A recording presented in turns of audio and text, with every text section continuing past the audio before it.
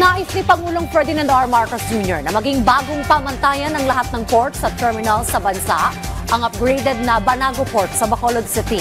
Yan ang ulat ni Emmy Rose Santiagudo ng Radyo Pilipinas.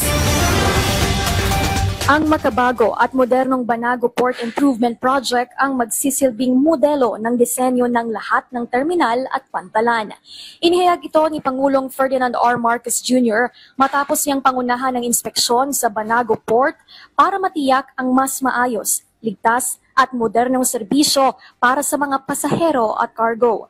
And the reason it's important to have a standard design so that ang tao, ang pasahero, kahit saan sumasakay, saan bumababa, alam nila kung saan bibili ng ticket, saan mag-aantay, saan papasok, saan sila dadaan, all of that. Dahil sa pagpapaganda sa Banago Port, kaya na nitong ma-accommodate ng 500 pasahero mula sa 50 lamang. Mayroon na rin itong mga bagong pasilidad tulad ng makabagong Operation Center para sa mga pasahero. Mas malawak na causeway para sa mas maayos at mabilis na mobility na daloy ng mga sasakyan at ang covered walkway na magbibigay ng proteksyon sa mga pasahero mula sa ulan man o matinding sikat ng araw.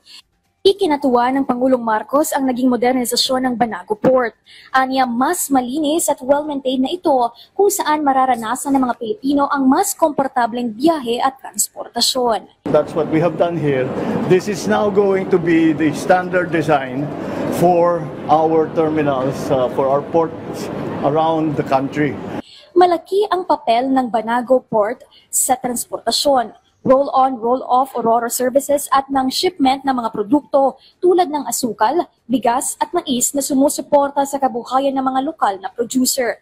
Dahil sa pinagandang Banago Port, inaasahang lalakas pa ang ekonomiya sa buong Negros Occidental at magdudulot ng magandang epekto sa shipping, transportasyon, turismo at iba pang sektor sa probinsya.